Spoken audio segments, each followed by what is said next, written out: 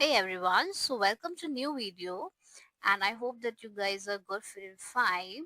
So from this video we are going to start a new subject which is business law. So let's get started without wasting time. Firstly, we talk about the target students like who can refer this video. Basically this video is for the students who is pursuing BCom program or BCom honors and for those students who basically belong from the Institute of Delhi University, whether regular, Soul or NC Web, so they can refer this video. And any universities, colleges who has subject of business law, so they can also refer this video. So basically जिनके पास भी ये subject है वो इस video को refer कर सकते हैं. Basically this subject is come under semester one. So अगर किसी और सेमेस्टर में भी आता है तो आप इसको रेफर कर सकते हैं, बट सब्जेक्ट सेम होना चाहिए, सिलेबस सेम होना चाहिए, that's all. So next we have syllabus. Syllabus discuss करते हैं. So this subjects includes 5 units and ये 5 यूनिट्स जो है इसमें भी अपने अलग अलग हमारे चैप्टर्स है, लाइक चैप्टर 1, चैप्टर 2 एंड जो लार्जेस्ट चैप्टर है हमारे इस पूरे बिजनेस लॉ का वो रहने वाला है हमारा इंडियन कॉन्ट्रैक्ट एक्ट 1872. एंड यही हम अपना पहला चैप्टर शुरू करने वाले हैं. फाइन, इसी का हम पहला चैप्टर शुरू करेंगे. आफ्टर दैट हम पढ़ेंगे कि discharge of contract and remedies क्या क्या होती है अगर ब्रीच होता है कॉन्ट्रैक्ट. हम स्पेशल कॉन्ट्रैक्ट, अभी आपको कॉन्ट्रैक्ट का मतलब नहीं पता, बट अभी के लिए आप इतना समझे कि यूनिट 3 में हम स्पेशल कॉन्ट्रैक्ट्स के बारे में जानेंगे. जैसे हमारा इंडेमनिटी होता है, गारंटी होता है, एजेंसी के कॉन्ट्रैक्ट्स होते हैं, उसको हम समझेंगे. फिर हम सोगा सेल ऑफ गुड्स एक्ट 1930 पढ़ने वाले हैं यूनिट नंबर 4 में एंड यूनिट नंबर 5 में लिमिटेड लाइबिलिटी पार्टनरशिप एक्ट 2008. सो ये रहने वाला है हमारा पूरा सिलेबस. पूरा 5 यूनिट्स हम कवर करने वाले हैं बिजनेस लॉ में. स्टार्ट करते हैं अपने chapter number, wait a second, yes.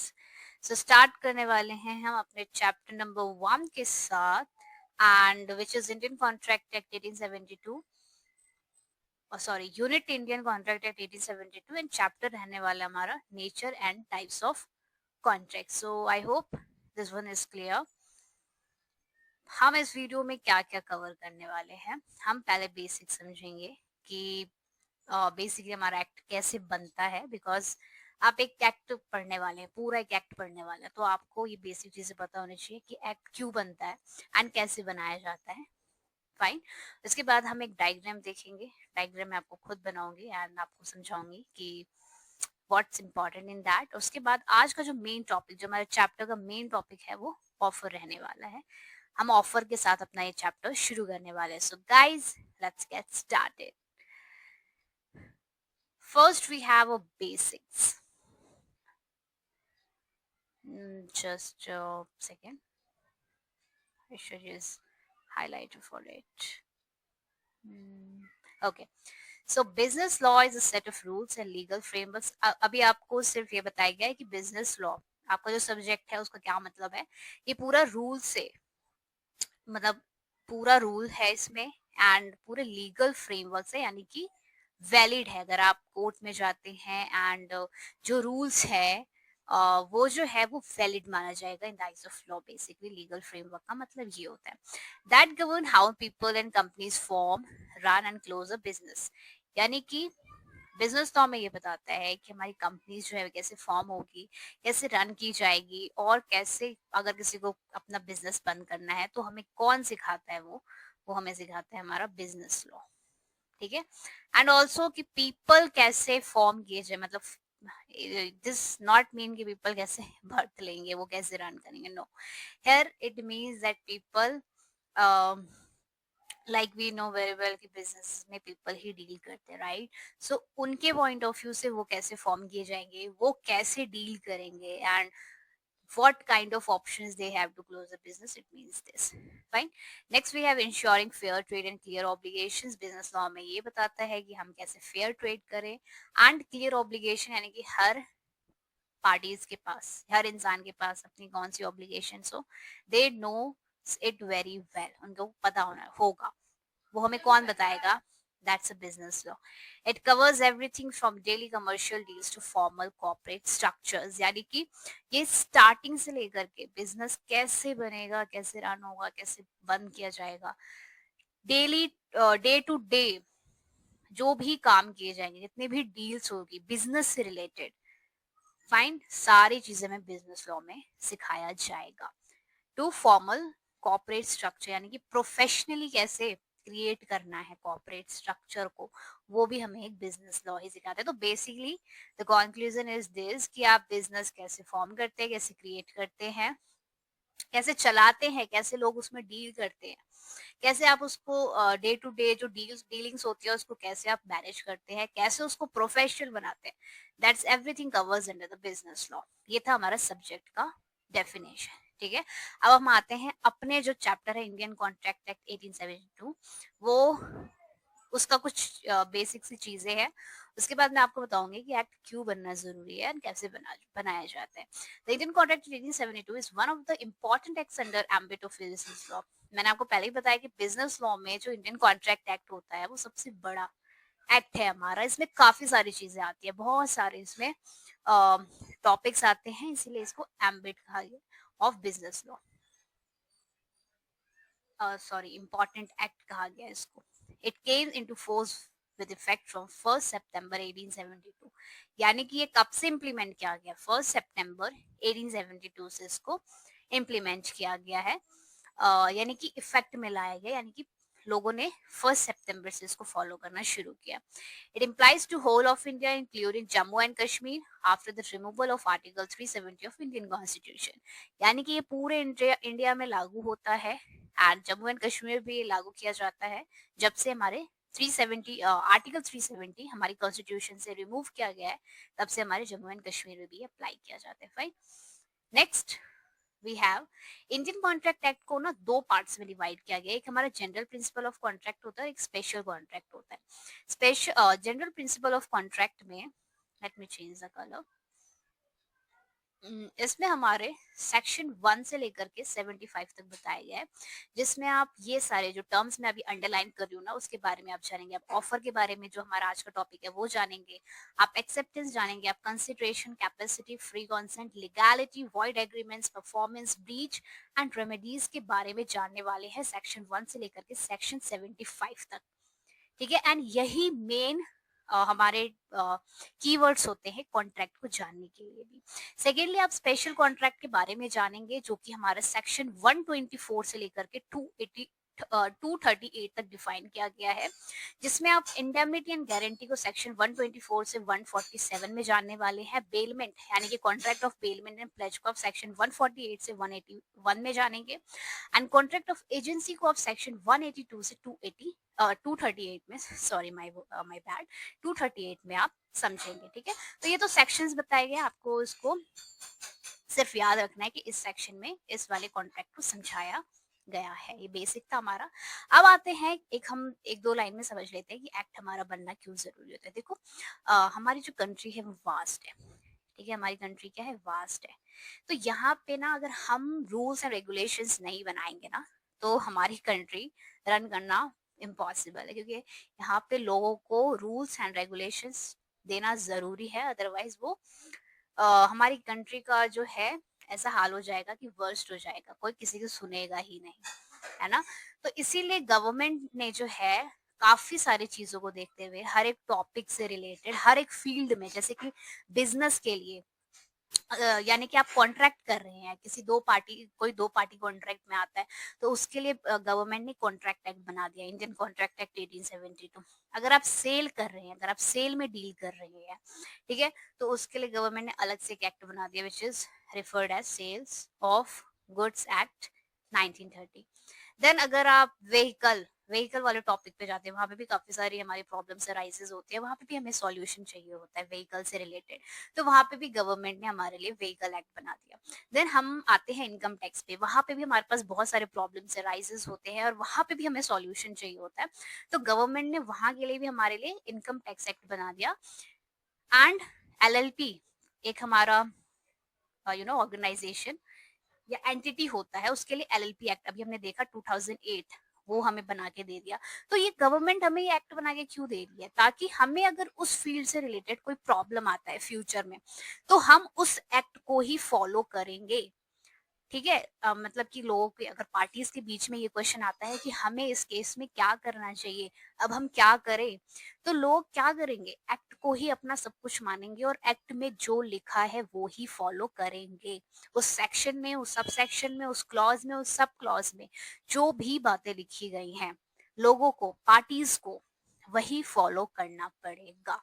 And सबसे बड़ी बात कि जो हमारे लॉ है, कोर्ट है, ठीक है, वो भी हमारे एक्ट को ही सबसे पहले प्रायोरिटी देते हैं। ठीक है, क्योंकि एक्ट हमारा पार्लियामेंट ही बनाता है एंड गवर्नमेंट के थ्रू ही हमारा एक्ट बनता है। सबसे पहले जो कोर्ट होता है वो एक्ट को ही फॉलो करता है। राइट। सो आई होप आपको ये समझ में आया होगा कि एक्ट बनना क्यों जरूरी है, क्योंकि हमें बहुत सारे फील्ड में बहुत सारे प्रॉब्लम्स आते हैं, तो उससे कैसे हमें डील करना है, that's comes under the that's defined as a act. Now let's discuss कि एक्ट बनता कैसे है। ठीक है, देखो पहले जो एक्ट है ना, एक्ट को हम पहले ही एक्ट नाम नहीं दे देते, पहले उसको ड्राफ्ट बिल कहा जाता है। DRAFT, ड्राफ्ट बिल जो है वो पहले पार्लियामेंट में पास करवाया जाता है। पार्लियामेंट के बाद वो जाता है हमारे प्रेसिडेंट के पास, एंड प्रेसिडेंट के बाद जाके के एसेंट मिलने के बाद वो जाता है गैजेट ऑफ इंडिया में पब्लिश किया जाता है, और तब जाके वो क्या बनता है, हमारा एक्ट बनता है। जैसे कि अभी एग्जाम्पल आएगा तो मैं आपको समझा दूंगी और अच्छी तरीके से। पहले हम वन बाय वन लाइन को समझते हैं। देखो पहले बिल इंट्रोड्यूस, अभी अभी मैंने आपको बताया कि ड्राफ्ट बिल इंट्रोड्यूस करवाया जाता है। एक सेकेंड, ड्राफ्ट बिल इंट्रोड्यूस हो गया। प्रपोज्ड लॉ, क्या, सो ड्राफ्ट बिल हमारा जो होता है पार्लियामेंट में इंट्रोड्यूस करवाया जाता है as a bill, as a bill introduce किया जाता है। A bill can be introduce in either Lok Sabha and Rajya Sabha, वैसे तो दोनों ही हाउसेस जो हमारी होती है पार्लियामेंट की, उसमें इंट्रोड्यूस किया जाता है। अपर हाउस हमें पता है कि कौन सा होता है, हमारा राज्यसभा। पहले जो हमारा बिल होता है वो राज्यसभा में जाता है, उसके बाद जाता है हमारा लोकसभा में। ठीक है, देन पहले राज्यसभा में डिस्कशन डिबेट्स किए जाते हैं। लाइक डिस्कशन ये किया जाता है जितने भी पॉइंट्स हमारे बिल में लिखे रहते हैं, वेदर दिस इज करेक्ट और not, and what are the changes need to be in that.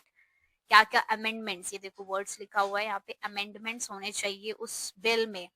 कौन सा पॉइंट गलत है, कौन सा पॉइंट सही है, उस पर बहुत डिबेट चलता है। ठीक है, and you know one thing that ये भी हमारा वन ऑफ द रीजन होता है कि कोई भी जो एक्ट होता है वो अ, बहुत पहले ही जो है वो पार्लियामेंट में इंट्रोड्यूस कर दिया जाता है, लेकिन वो इम्प्लीमेंट हमारी कंट्री में बहुत टाइम के बाद होता है, बिकॉज पार्लियामेंट में बहुत टाइम लगता है हमारे बिल से एक्ट को कन्वर्ट होने में। राइट। सो डिस्कशन डिबेट हमारी दोनों हाउसेस में चलती है, राज्यसभा में भी, लोकसभा में भी। राज्यसभा में जब हमारे पूरा कंसेंट मिल जाता है, यानी कि वोटिंग में सबसे सबसे वोटिंग मिलनी चाहिए, उसके बाद ही वो लोकसभा में जाता है। ठीक है, तो ये तीनों स्टेप जो है पहले लोग राज्यसभा के लिए फॉलो किया जाता है, उसके बाद जब हमारे राज्यसभा से एकदम हाँ मिल जाता है तब वो लोकसभा में जाता है। लोकसभा में भी अगेन ये दोनों स्टेप फॉलो किया जाता है, डिस्कशन एंड डिबेट किए जाते हैं, उसके बाद वोटिंग की जाती है। नेक्स्ट आता है हमारा कि बोथ हाउसेस, अब मान लो कि दोनों हाउसेस ने बिल पास कर दिया। ऐसा भी हो सकता है कि पहले राज्यसभा ने किया लेकिन लोकसभा ने उसको रिजेक्ट कर दिया, तो वापस से वो राज्यसभा के पास जाता है, वापस से उस पर चेंजेस किए जाते हैं। तो ये it's a very time taking process.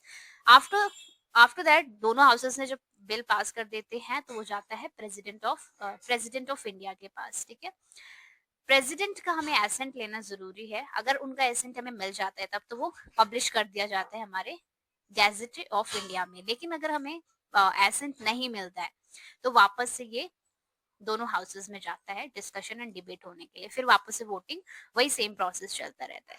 एक एग्जांपल है, ये लाइन अगेन आप एक बार रीड करते हैं इसको। Once a president gives assent the bill becomes an act of parliament, यानी कि जब फाइनल डिसीजन जो होता है वो प्रेसिडेंट का होता है। उन्होंने अगर अपनी एसेंट दे दी यानी कि मंजूरी दे दी अपनी, ठीक है, तब जाके वो हमारा जो बिल होता है वो एक्ट में कन्वर्ट हो जाता है। एग्जाम्पल है जैसे कि इंडियन कॉन्ट्रैक्ट बिल था पहले, पार्लियामेंट ने अप्रूवल दिया अपना, प्रेसिडेंट का एसेंट मिल गया हमें, तो वो कन्वर्ट हो गया इंडियन कॉन्ट्रैक्ट एक्ट 1872 में, ठीक है, जो भी ईयर में वो बना होगा।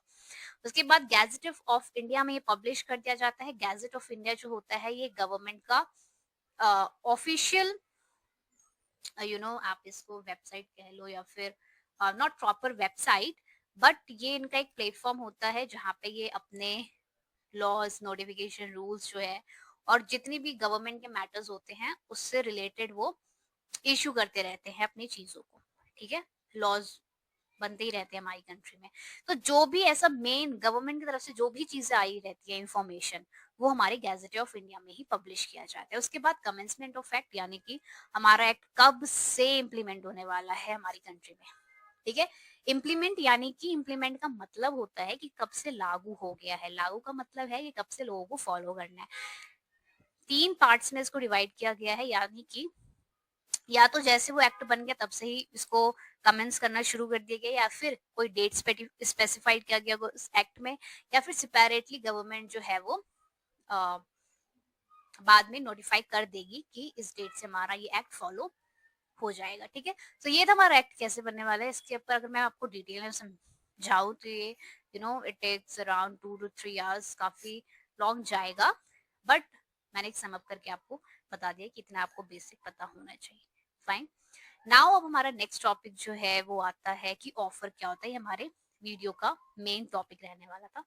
तो जो हमारा एक्ट है वो क्या कहते हैं, अंडर सेक्शन 2 सबसेक्शन ए, यानी कि हमारे इंडियन कॉन्ट्रैक्ट एक्ट 1872 में ऑफर को कहाँ डिफाइन किया गया है।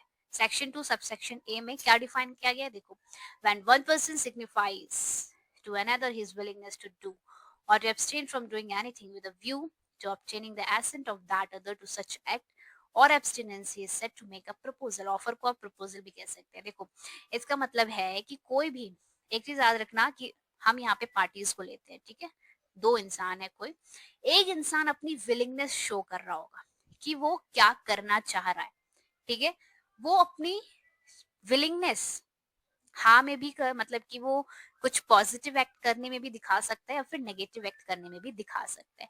इसका एग्जाम्पल से आपको अच्छी तरीके से समझ आएगा। बस अभी आप ये समझे कि यहाँ पे 2 पार्टीज में से कोई एक पार्टी अपनी विलिंगनेस शो कर रहे होता है विदाउट एनी फोर्स, ठीक है। यहाँ पे कोई इनको कोई धमका नहीं रहा होता, कोई इनके ऊपर फोर्स नहीं लगा रहा होता कि आपको ये चीज बोलनी है। ये अपनी खुद की इच्छा से बातें बोल रहे होते हैं कि उनको ये चीज करना है या फिर ये चीज नहीं करना है। सामने वाली पार्टी को क्यों बोल रहे होते हैं, ताकि वो उनकी एसेंट ले सके, ठीक है, उनकी हाँ ले सके। एसेंट का मतलब उनकी हाँ ले सके, ठीक है। सो उसी को हम क्या कहते हैं, हम उसी को ऑफर कहते हैं। वन मोर थिंग, जो ऑफर कर रहा होता है उसको हम कह रहे होते हैं ऑफरर, या फिर आप प्रपोजर भी कह सकते हैं। और जिसको कर रहा होता है उसको हम कहते हैं ऑफरी, या फिर आप प्रपोजी भी कह सकते हैं, ठीक है। अब मैं आपको एक डायग्राम बताती हूँ, उसके बाद हम एक एग्जांपल देखते हैं, आपको अच्छी तरीके से ऑफर समझ आ जाएगा। फाइन। सो अभी मैंने आपको ऑफर समझाया, ठीक है। सो ऑफर मैं आपको इसलिए समझा रही हूँ बिकॉज अल्टीमेटली मुझे आपको कॉन्ट्रैक्ट की डेफिनेशन समझाना है, राइट। सो कॉन्ट्रैक्ट की डेफिनेशन समझने के लिए ना आपको कुछ टर्म्स पहले सीखना पड़ेगा। जैसे कि पहले आपको समझना पड़ेगा ऑफर क्या होता है, ऑफर के बाद आपको समझना पड़ेगा एक्सेप्टेंस। ये दोनों मिलके हमारा बनाता है प्रॉमिस, ठीक है। आफ्टर दैट आपको समझना पड़ेगा कंसिडरेशन क्या होता है। कंसिडरेशन के बाद आप समझेंगे एग्रीमेंट। एग्रीमेंट के बाद legally इन्फोर्शिएबल, and after that you will get to know what is contract। तो देखिए, आपको एक कॉन्ट्रैक्ट समझने के लिए पहले 1, 2, 3, 4, 5 टर्म्स आपको समझने पड़ेंगे। ये बुक में कई डेफिनेशन में नहीं दिया गया ऑफर एक्सेप्टेंस, ठीक है, कंसिडरेशन का आई थिंक दिया हुआ है, बट आपको पहले ऑफर एक्सेप्टेंस एंड प्रॉमिस भी पता होना चाहिए, आपको बेटर वे में कॉन्ट्रैक्ट समझ में आएगा। फाइन, सो ये मैं आपको एडिशनली बता रही हूँ ताकि आपको अच्छी तरीके से समझ में आए। अब हम ऑफर का एग्जाम्पल्स देखते हैं। सो या we have two parties, party number A who is offeror and party number B who is offeree. अभी मैंने आपको समझाया जो ऑफर दे रहा होता है उसको ऑफरर कहते हैं, जिसको दिया जाता है उसको हम ऑफरी कहते हैं, ठीक है। अब देखो ऑफरर यानी कि ये इसका जस्ट सपोज इसका नाम है आर्यन एंड लेट्स सपोज इसका नाम है कृष्णा, ठीक है। अब देखो आर्यन चाहे वो कृष्णा से कह रहा है कि उसके पास देखो ये इतनी अच्छी सी कार है ये वाली, तो आर्यन कह रहा है कि मेरे पास ये वाली कार है कि क्या तुम मेरे इस कार को खरीदना चाहोगे, ठीक है। एक चीज याद रखना कि ऑफर में आप सिर्फ अपनी इंटेंशन ही नहीं बता रहे होते हैं, आप वहां पे एक क्वेश्चन भी कर रहे होते हैं, ठीक है। मेरे लिए एक स्टेटमेंट देना सामने वाले को कि जैसे मान लो आपने कहा कृष्णा से कि यार मैं ये कार बेचना चाहता हूँ, तो ये सिर्फ एक ऑफर नहीं होता क्योंकि आपने सिर्फ अपनी एक इंटेंशन बताई है।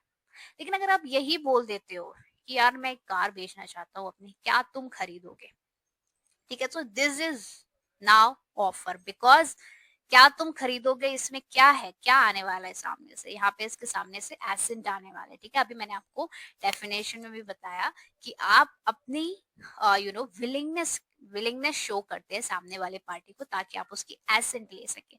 आप अपनी सिंपल से स्टेटमेंट बता के कि मैं ये कार बेचना चाहता हूँ, यहाँ पे आप कोई उससे एसेंट नहीं ले पाएंगे, ठीक है। जब तक आप किसी से सामने वाले से क्वेश्चन नहीं करते तब तक आपको कोई एसेंट नहीं मिलेगा, इसलिए आपको कोई क्वेश्चन करना पड़ेगा सामने वाली पार्टी से, जैसे कि क्या तुम खरीदोगे, ठीक है।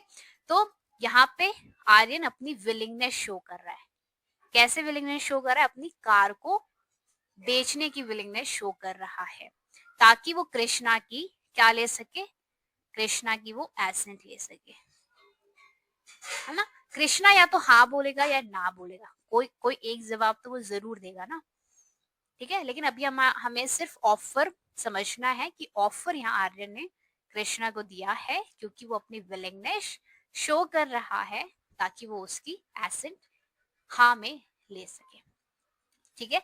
अब ये मत बोलना कि अगर उसने ना में जवाब दिया तो क्या वो तब भी ऑफर होगा, हाँ वो तब भी ऑफर ही होगा क्योंकि इसने यहाँ पे आर्यन ने अपनी विलिंगनेस और सामने वाले की कुछ ना कुछ जवाब लेने के लिए ही उसने उसको क्वेश्चन किया है, राइट।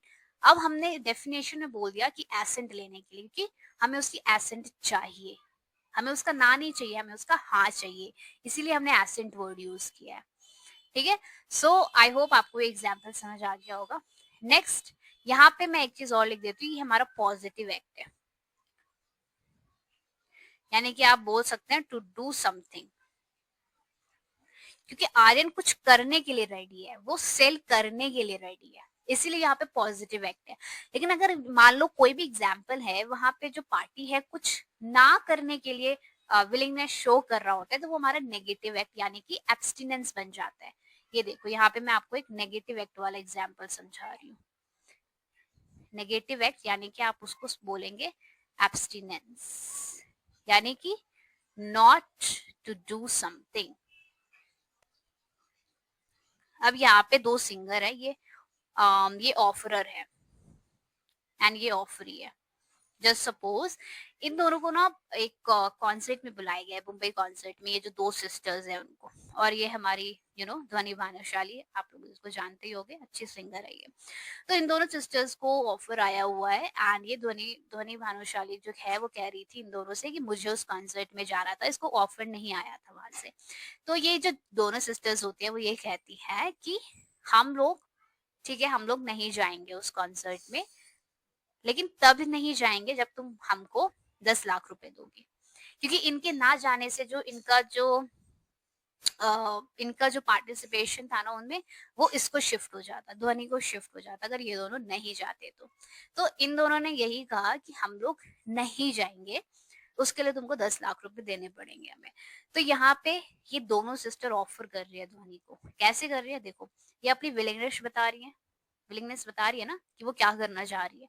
लेकिन ये नेगेटिव है, क्यों? क्योंकि वो कुछ ना में चाह रही है ना, ना में करना चाह रही है कुछ, यार ये हम नहीं जाएंगे, नहीं जाएंगे is a negative act, right? वो अपने ऑफर को नेगेटिव वे में शो कर रहे हैं, कुछ ना करने के लिए वो रेडी हैं, जिनके लिए वो 10 लाख रुपए मांग रही है। ठीक है, तो ये हमारा बन जाता है एब्सटिनेंस।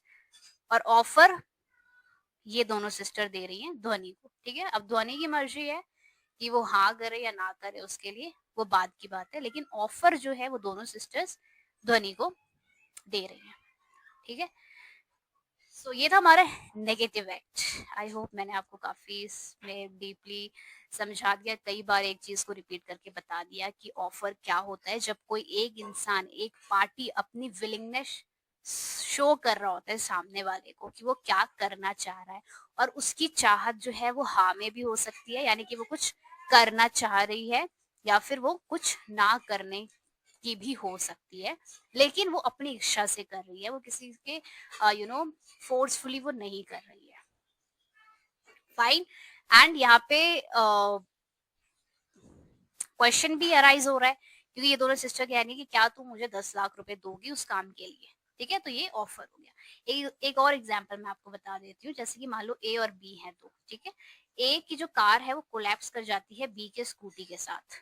ठीक है, अब जो है ए की यहाँ पे फॉल्ट होता है, ये कार सही से नहीं चला रहा होता। ठीक है, तो ए जो है, नहीं बी, बी जो है वो ए से कहता है कि मैं तुम्हारी कंप्लेन नहीं करवाऊंगा अगर तुम मुझे 10,000 रुपए दे दोगे। एक्सीडेंट हो जाता है ना इन लोगों का, एक्सीडेंट हो जाता है, तो बी सिंपली कह देता है कि मैं तुम्हारी पुलिस कंप्लेन नहीं करवाऊंगा अगर तुम मुझे 10,000 रुपए दे दोगे। तो यहाँ पे भी हमारा कौन सा ऑफर बन रहा है? ये हमारा नेगेटिव एक्ट का ऑफर बन रहा है, यानी कि एब्सटिनेंस का। अब मैं आपको डेफिनेशन पे ले जाऊंगी, आप अच्छी तरीके से रिलेट कर पाएंगे। ठीक है, तो ऑफरर कौन है यहाँ पे? क्योंकि ये बी ऑफरर है, क्योंकि ये ऑफर कर रहा है, एंड ए हमारा ऑफरी है क्योंकि इसको ऑफर दिया जा रहा है। अब इसकी मर्जी है कि ये 10,000 रुपए इसको देगा या फिर बी कंप्लेन करने चला जाएगा। ठीक है, तो यहाँ पे एब्सटिनेंस क्यों है ये भी मैं आपको बता देती हूँ, क्योंकि बी यहाँ पे कुछ ना करने की विलिंगनेस शो कर रहा है। ठीक है, बी कह रहा है कि मैं तुम्हारी कंप्लेन नहीं करूंगा, तो यहाँ पे नहीं वर्ड आ रहा है ना, तो नहीं की वजह से हमारा नेगेटिव एक्ट बन जाता है। एंड क्वेश्चन भी अराइज हो रहा है, क्या तुम मुझे उस काम के लिए 10,000 रुपए दोगे कि अगर मैं तुम्हारी कंप्लेन ना करूं तो आई होप गाइस कि आपको ये पूरा एग्जाम्पल समझ आया होगा, एंड अगर नहीं भी आया है तो आप एक बार इसको वापस से रिपीट कीजिए, समझने की कोशिश कीजिए। ऑफर बहुत इजी टॉपिक है, ज्यादा कुछ इसमें है नहीं। अब हम चलते हैं डेफिनेशन पे, और आपको अच्छी तरीके से डेफिनेशन भी समझ आएगा अगर आपको एग्जाम्पल समझ आ गए होंगे तो। ठीक है, ये तीनों ही एग्जाम्पल में बहुत इजी है कि कोई ना कोई पार्टी जो है अपनी विलिंगनेस जो है वो शो कर रहा है दूसरी पार्टी को। कोई फोर्स में आकर के नहीं कर रहा है, वो अपनी इच्छा से कर रहा है कुछ करने या कुछ ना करने की सामने वाली पार्टी को। तो चलो अब हम समझते हैं, डेफिनेशन पे चलते हैं।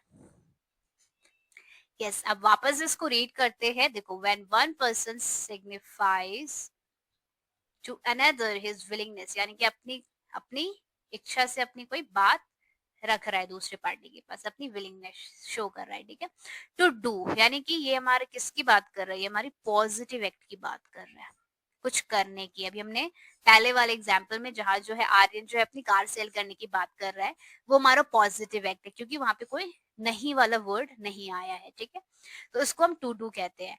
और to abstain from doing anything, abstain का मतलब है कुछ नहीं करने की बात कर रहे हैं, यानी कि नेगेटिव एक्ट। जो हमारे लास्ट के दो एग्जाम्पल थे वो नेगेटिव एक्ट वाले थे, जहाँ पे सिंगल्स जो हैं वो कहते हैं कि हम नहीं जाएंगे कॉन्सर्ट में।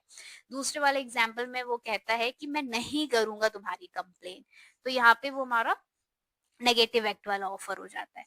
विद अ व्यू, क्यों कर रहे होते हैं हम, क्यों उनसे कह रहे होते हैं, अपनी विलिंगनेस शो कर रहे होते हैं, क्योंकि हमें उनकी एसेंट चाहिए होती है। ठीक है, क्योंकि हमें उनसे कुछ ना कुछ चाहिए भी रहता है, और जवाब भी हमें एसेंट यानी कि हाँ में हमें उनसे आंसर चाहिए रहता है। ना में भी दे सकते हैं, लेकिन यहाँ पे हो ऑफर ही रहा है, वो बात की बात है कि हाँ या ना में जवाब दे, लेकिन आप अपनी जो आपको चाहिए वो आप बता रहे हैं सामने वाले को, ठीक है, ताकि आप उनकी एसेंट ले सके, क्योंकि आप उनकी एसेंट चाह रहे हैं, आप ना नहीं चाह रहे हैं, आप उनसे हाँ चाह रहे हैं।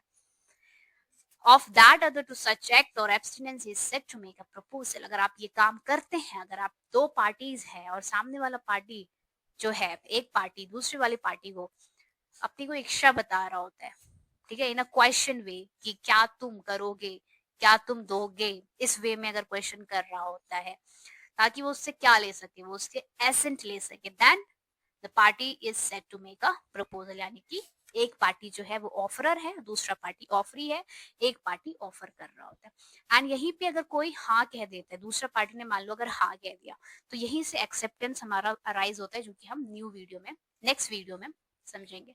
सो गाइस, आई होप कि आपको इस वीडियो के लिए ये सारे पार्ट्स समझ आए होंगे।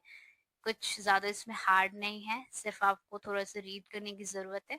आपके बुक में ऑफर की डेफिनेशन नहीं दी गई होगी, लेकिन आप गूगल पे जाके किसी भी बुक से या फिर आप चैट जीपीटी से जाके ऑफर को समझ सकते हैं, उसके एग्जाम्पल्स को और अच्छी तरीके से देख सकते हैं, ठीक है। And I hope that you guys are understand these things, these small things। ज्यादा हार्ड टफ नहीं है ये टॉपिक, ऑफर बिल्कुल भी टफ नहीं है। सो तब तक के लिए आप अपना ख्याल रखिए, एंड मिलते हैं आपसे न्यू वीडियो में एक न्यू टॉपिक के साथ। So thank you so much guys for watching this video. Bye and take care yourself and please study yourself too, जितना मैंने इस वीडियो में पढ़ाया है। Bye bye.